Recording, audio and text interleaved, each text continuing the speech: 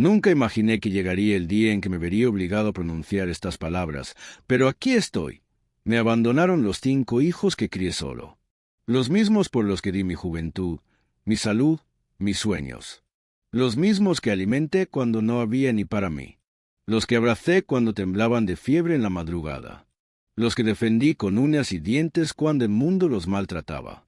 Ellos, los que hoy me dieron la espalda como si yo nunca hubiera existido. Pero el destino, irónico y sabio, me dio una segunda oportunidad. Porque cuando menos lo esperaba, y con menos fe que nunca, la lotería me convirtió en millonario. Y fue entonces cuando decidí hacer algo que nadie vio venir. Mi nombre es Julián Salazar. Tengo 68 años, y durante más de 3 décadas viví por y para mis hijos. No me quedó otra opción. Mi esposa, Mariana, murió en un accidente de tránsito cuando el menor de nuestros 5 hijos apenas tenía 1 año. Fue una noche lluviosa. Ella volvía de su segundo empleo. Teníamos muchas deudas.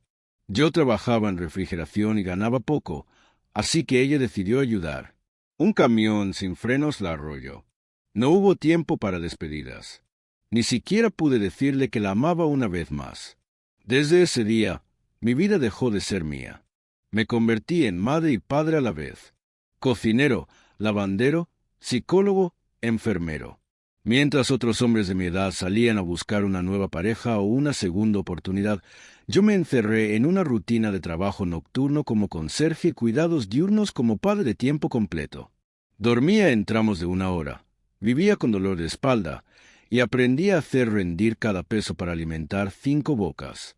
Vendí mi guitarra, regalé mi biblioteca, abandoné mi pasión por el dibujo. Todo por ellos. Los años pasaron. Aprendí a hacer trenzas, a remendar calcetines, a preparar tareas escolares. Fui al primer acto escolar de cada uno. Lloré en cada graduación. Les enseñé a manejar bicicleta, a respetar a los demás, a no rendirse. Cuando se enfermaron, me pasé las noches en vela. Cuando se enamoraron, escuché sus penas sin juzgar. Les di todo lo que tenía y más. Pero algo cambió cuando crecieron.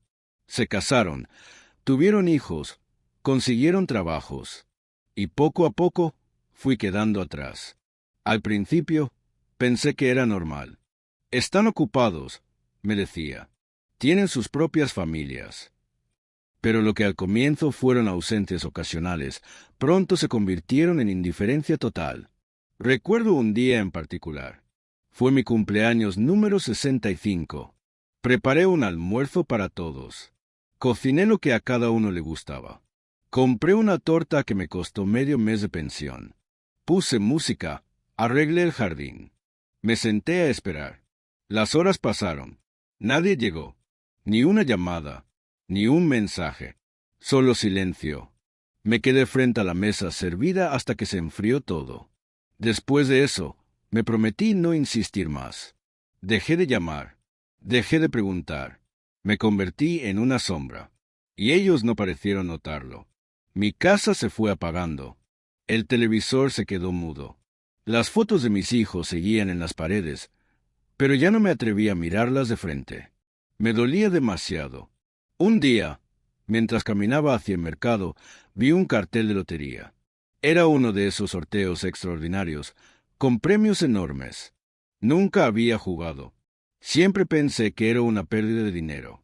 Pero esa mañana, no sé por qué, saqué lo poco que tenía en el bolsillo y compré un número. Lo guardé en la billetera sin mucha expectativa. 2 días después, estaba viendo las noticias cuando dijeron el número ganador. Lo escuché una vez. No reaccioné. Lo repitieron. Saqué el boleto temblando. Coincidía. Todos los números. Pensé que era un error. Me costó respirar. Me agarré del borde de la mesa. Y luego, el silencio. Un silencio profundo, distinto al de la soledad. Era el silencio de una vida que estaba a punto de cambiar para siempre. Me convertí, de la noche a la mañana, en el nuevo millonario de la ciudad. La gente que me ignoraba en la calle empezó a saludarme. Las tiendas me ofrecían café. Me entrevistaron en la radio local. Y entonces sucedió lo más predecible y cruel. Los 5 aparecieron. Mensajes. Llamadas, notas de voz llorando. Papá, qué alegría. Estábamos preocupados por ti. Papito, no sabes cuánto te extrañamos. Tenemos que vernos. Vamos a celebrar. Hipócritas. No respondí nada, pero no los bloqueé. Tenía algo mejor en mente. Porque el Julián que crió 5 hijos solo ya no existía. El Julián que se dejó usar, ignorar y desechar había muerto. El nuevo Julián, millonario y despierto, iba a darles la lección más grande de sus vidas. No con gritos, no con reproches, sino con astucia. Y para eso necesitaba desaparecer por completo, por un tiempo. Después de recibir el premio, lo primero que hice fue guardar el cheque en un banco de confianza y contratar un asesor financiero. Le pedí que no dejara rastro alguno con mi nombre, que todo quedara bajo una figura legal discreta. No quería lujos, no quería fama, quería paz y justicia. Durante semanas no respondí ni una sola llamada de mis hijos. Observé cómo, desesperados, pasaban de la euforia al reclamo, de la culpa fingida al enojo verdadero por mi silencio. Uno incluso me dejó un mensaje indignado. ¿Así nos pagas por preocuparnos por ti? Al final, el dinero te cambió. Hipocresía pura. ¿Preocupados? ¿Dónde estaban cuando lloré en Navidad? Cuando me enfermé solo, con fiebre y sin nadie que me acercara un vaso de agua. Y entonces tuve una idea. No solo quería desaparecer. Quería ver hasta dónde llegaban sus intenciones. ¿Qué pasaría si creían que lo había perdido todo? Hice correr el rumor, a través de un amigo en común del barrio, de que el dinero me había sido estafado por una supuesta empresa fantasma, que lo había perdido todo, que estaba deprimido, sin techo, viviendo en un albergue, que tenía miedo de enfrentar la vergüenza, que ya no quería ver a nadie. La reacción fue inmediata. En menos de 48 horas, 3 de mis hijos me escribieron con mensajes cargados de falsa compasión. Papá, no importa el dinero, te amamos igual. No sabíamos cómo ayudarte, pero ahora queremos estar contigo. Lo material va y viene, lo importante es la familia. Las mismas personas que me ignoraron durante años ahora me ofrecían techo, comida, cariño. Claro, porque pensaban que el dinero se había ido. Acepté verlos, pero no como Julián Salazar, el padre ausente según sus discursos convenientes. No, me presenté con ropa vieja, barba crecida, aspecto deteriorado. Todo planeado. La primera reunión fue con Camila, mi hija mayor. Ella siempre fue la más calculadora. Vivía en una casa elegante, tenía 2 hijos, y su marido era abogado. Me recibió a la puerta con una mezcla de incomodidad y falsa ternura. Papi, qué bueno verte. Estás tan delgado. Pasa, pasa, aquí siempre tendrás un lugar. Mentira. No habían pasado ni 2 días cuando ya me estaba insinuando, con preocupación, que podía quedarme temporalmente pero que debía buscar otro lugar. Me ofrecía folletos de residencias de ancianos. Son modernas, lindas, papá. No es como antes. Me fui sin discutir. La abracé, le agradecí y me marché. La siguiente fue Clara, la segunda. Vive en las afueras, en una casa modesta. Al principio parecía sincera. Me cocinó, me dejó su cama. Hablamos del pasado. Pero el tercer día me preguntó, ¿y qué pasó exactamente con el dinero? No quedó nada, nada. Cuando le respondí que no, su mirada cambió. Ya no había calidez, solo tolerancia. A la mañana siguiente, me sugirió que lo mejor sería que hablara con mis otros hijos, que quizás ellos estaban en una mejor posición para cuidarme. El patrón se repitió con cada uno. Con Mateo, el tercero, quien vive con su esposa y 3 hijos. Me ofreció el garaje para dormir. Literal, el garaje. Solo por unos días. Viejo, entiéndeme. No tengo espacio. Me dio un colchón inflable entre herramientas y cajas de cartón. Luego con Daniel, el cuarto, el más silencioso. Me dijo que estaba pasando por problemas económicos, pero que me daba su sofá, si yo podía ayudar con los servicios. ¿Con qué dinero? No sé. Supuestamente ya lo había perdido todo. ¿No? Y finalmente, Andrés, el menor, el que siempre dijo que yo era su héroe. El mismo que me bloqueó durante un año entero cuando le pedí ayuda para ir al médico. Me recibió como si nada hubiera pasado. Me ofreció té, me habló de su nueva empresa, y terminó pidiéndome un préstamo para levantar un negocio porque quizás todavía te queda algo. No, papá, Fue en ese momento cuando comprendí algo devastador. No les dolía mi ausencia, les dolía no poder aprovecharme. El cariño que me ofrecían era transaccional. Si no había beneficio, no había amor. Y aún así, no lloré, no grité, no les reclamé, porque mi plan aún no estaba completo. Volví a mi casa, esa que todos pensaban que había vendido. En realidad, la había remodelado en secreto con parte del dinero. No era una mansión, pero sí un hogar digno, hermoso, con cada rincón impregnado de dignidad restaurada. Allí me encerré por 2 semanas, en silencio, organizando los documentos, preparando lo que sería la fase final, porque había llegado el momento de devolverles la moneda de una forma que jamás olvidarían. Y todo comenzaría con una invitación. 2 semanas después de haber desaparecido otra vez del radar de mis hijos, les envié una invitación a cada uno. No por mensaje, no por llamada. Les mandé una carta escrita a mano, como las de antes, con mi caligrafía torpe pero reconocible. El sobre venía sin remitente, pero al abrirlo, todos encontrarían lo mismo. Una nota que decía: «Queridos hijos, quiero verlos una última vez, todos juntos. He tomado una decisión importante sobre mi futuro y necesito compartirla en persona. La cita es este domingo, a las 12 de mediodía, en la casa donde crecieron. Será una comida simple, pero con mucho por decir. Julián». No tardaron en responder. Uno por uno, confirmaron su presencia. Todos con el mismo tono. «Claro, papá, estaremos ahí». Algunos fingieron emoción, otros compromiso, pero lo importante es que vendrían, porque aún sospechaban que podía haber algo más. Y sí, había algo más, pero no lo que ellos esperaban. Me levanté temprano ese domingo. Preparé una mesa modesta pero digna. Cociné con mis propias manos: arroz, carne guisada, ensalada, jugo natural. Coloqué 5 platos y uno más en la cabecera. El mío. A las 12 en punto, llegaron. Primero Clara y Mateo. Luego Camila, seguida de Daniel. Y por último, Andrés. Todos se sorprendieron al ver la casa renovada. Ya no era la vieja vivienda descuidada de un jubilado solitario. Era acogedora, luminosa, limpia. Silencio incómodo. Miradas de sospecha.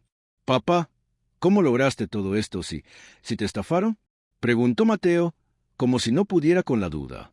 Sonreí. «Siéntense. Les preparé algo de comer. Después hablamos». Durante la comida, me limitaron a observar. Hablaban entre ellos con frases entrecortadas, lanzándose indirectas. Ya no disimulaban tanto su ansiedad. Cada uno quería saber si yo tenía dinero aún, y cuánto. Hasta que Camila, con esa diplomacia venenosa que siempre usó, lanzó la pregunta directa. «Papá, antes que nada, queremos decirte que estamos contigo, pase lo que pase. Pero, ¿por qué esta reunión? Dijiste que habías tomado una decisión». Me levanté. Caminé hacia una cómoda de madera y saqué 6 sobres blancos. Volví a la mesa y coloqué uno frente a cada uno, incluyendo el mío. Lo que tienen ahí es mi decisión. Cada sobre contiene una parte de algo que he escrito durante estos años. Léalo cada uno en silencio, por favor. Sus rostros palidecieron al abrir los sobres. Lo que encontraron no era dinero. No eran escrituras, ni acciones. Era una carta personalizada, escrita con el corazón y la rabia acumulada de un hombre herido. En cada una, relataba con lujo de detalles momentos que ellos probablemente ya habían olvidado, pero que yo nunca pude borrar. Camila leyó: «Tú, que me diste la espalda cuando te pedí un simple abrazo el día que cumplí 65 años. Que dijiste a tu esposo que yo era una carga. Sabías que dormí abrazado a una foto tuya esa noche». Mateo, tú, que me encerraste en un garaje y pensaste que yo debía agradecerte. Olvidaste que aprendiste a caminar tomado de mi mano mientras yo lloraba por la muerte de tu madre. Clara, tú, que me ofreciste cama y comida, solo hasta que supiste que no tenía un peso, y que luego me señalaste la puerta con una sonrisa falsa. Daniel y Andrés leyeron cartas similares. Nadie dijo una palabra.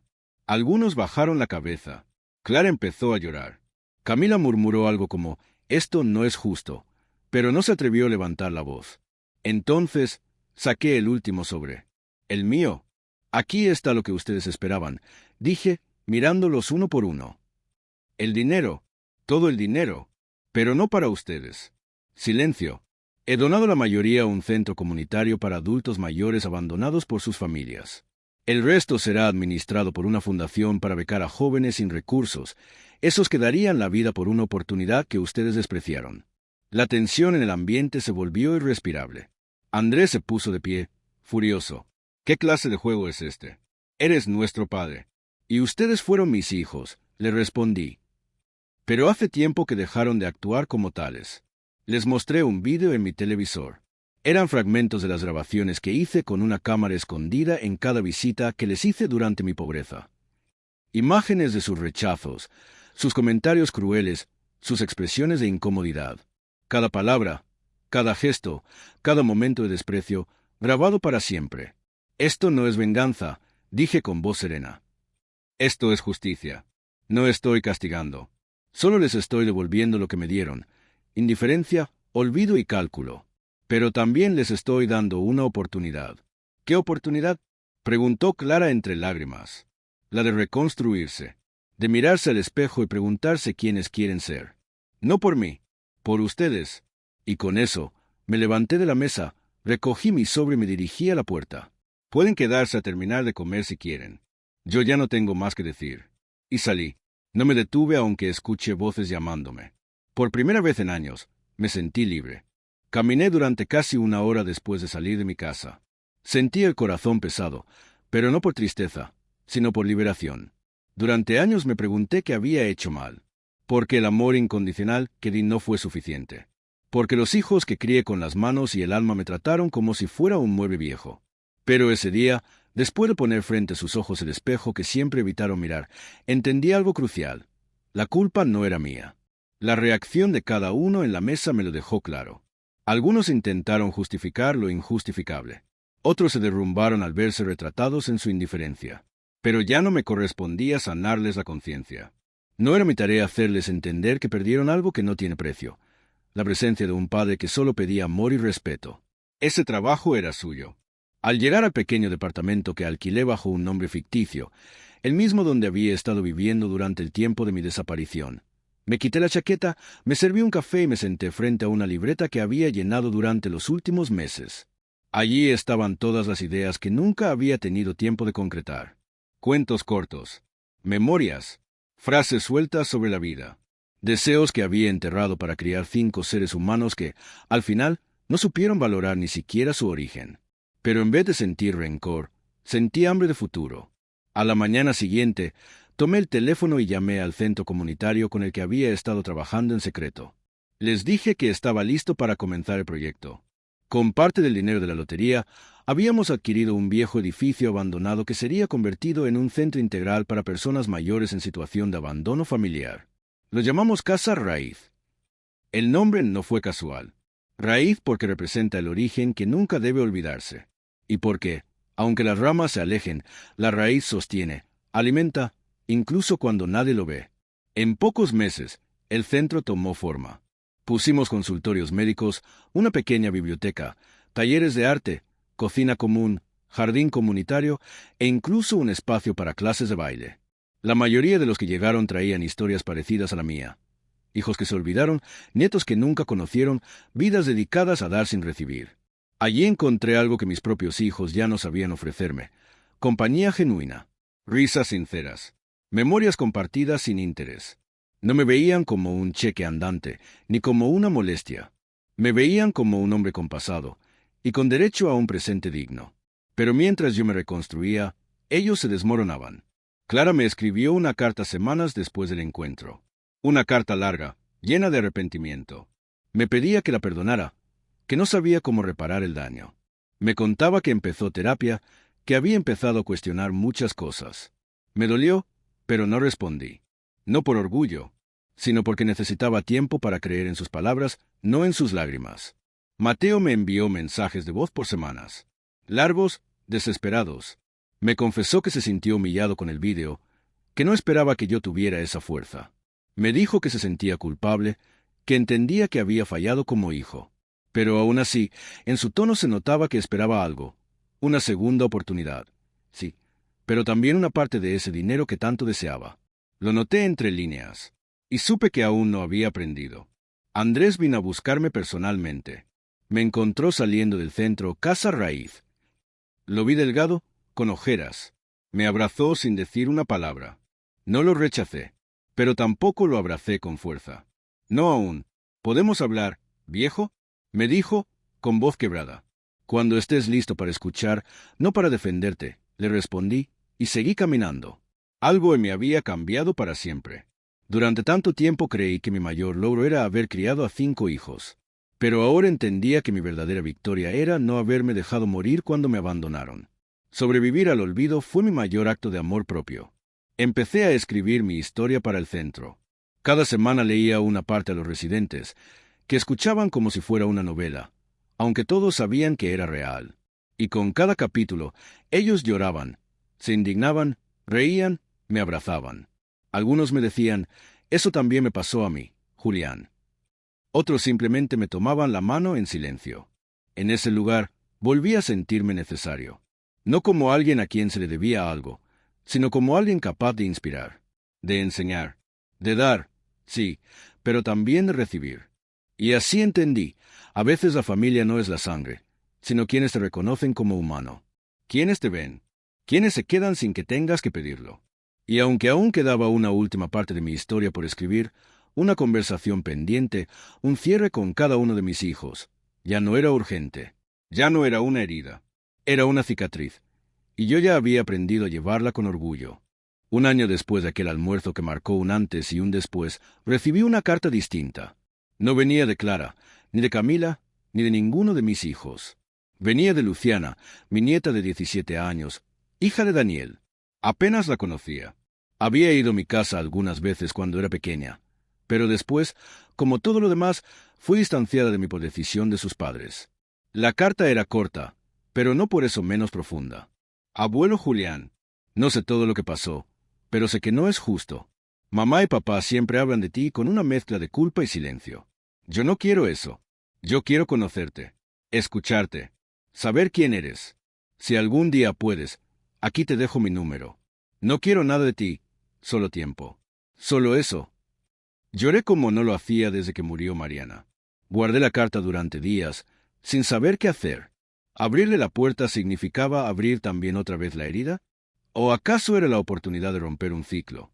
No respondí de inmediato, pero empecé a pensar en ella, en todo lo que no había vivido con mis nietos, en todo lo que todavía podía ser. Mientras tanto, el centro Casa Raíz seguía creciendo. Ya teníamos 38 residentes fijos y decenas de visitantes semanales. Mi historia se había viralizado después de una entrevista que di para una emisora local. Sin buscarlo, me convertí en una especie de voz para los olvidados. No como héroe, sino como alguien que había caído y se había levantado de una forma inesperada. Un día, durante uno de los talleres de lectura, una de las señoras, doña Teresa, 83 años, abandonada por sus 3 hijos, me tomó la mano y me dijo, «Julián, lo que tú hiciste no fue venganza. Fue arte, fue justicia con poesía». Y esa frase me quedó retumbando. Sí, había justicia en mi decisión, pero no todo debía terminar en ruptura. Porque el verdadero triunfo no era dejarlos fuera de mi vida, sino dejar de necesitar que me pidieran perdón para estar en paz. Así que tomé el teléfono y marqué el número de Luciana. Su voz, joven y nerviosa, respondió al segundo timbre. No hablamos de dinero, ni de familia, ni del pasado. Hablamos de música, de libros, de cómo le gustaba el olor de los lápices nuevos. Me reí, sentí ternura, y por primera vez en mucho tiempo, esperanza. Semanas después, Luciana vino a verme al centro. Me abrazó fuerte, sin pedir permiso. Me dijo, «No sé cómo dejaron de verte, abuelo. Yo no pienso hacerlo». Y desde entonces, viene cada sábado a leer cuentos a los residentes. A veces trae a sus amigas. A veces, simplemente se sienta conmigo a escuchar tangos viejos. Con el tiempo, los otros nietos también empezaron a preguntar por mí. Algunos hijos intentaron nuevos acercamientos. Algunos sinceros, otros no. Pero ya no importa. Porque ahora elijo yo. Elijo a quién dejo entrar. Elijo con quién comparto lo que queda de mi vida. Ya no busco reconocimiento. Solo verdad. El dinero, aunque importante, fue solo el catalizador. Lo que me salvó no fue la fortuna, sino la claridad de entender que valgo incluso cuando no sirvo. Que merezco amor aunque no tenga nada que dar más que mi presencia. Hoy, sigo escribiendo mi historia. La publico por capítulos en un blog que se llama El Padre Invisible. Miles de personas comentan. Me cuentan sus vivencias. Me dicen que se sienten vistas, que mi voz es la suya. Y eso, para mí, es más valioso que cualquier premio. Mi casa está llena otra vez.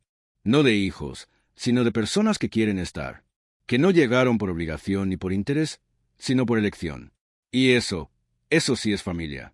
Muchos creen que el abandono familiar es algo que solo les pasa a los que hicieron algo mal. Pero la verdad más cruda es que puedes darlo todo, y aún así, ser olvidado. Porque hay quienes confunden amor con utilidad. Y cuando ya no eres útil, te borran. Pero hay algo que aprendí. Nunca es tarde para reconstruirse desde el dolor, para transformar la herida en fuerza y la rabia en claridad. Yo no busqué venganza. Busqué paz. Y la encontré el día que dejé de rogar amor y empecé a regalarme dignidad. ¿Y tú que estás escuchando esto? ¿Has sentido alguna vez que te volvieron invisible justo cuando más amor necesitabas? Cuéntame tu historia. ¿Desde qué ciudad estás escuchando esto? Si esta historia tocó tu corazón, suscríbete al canal para no perderte más relatos reales de superación, dignidad y segundas oportunidades.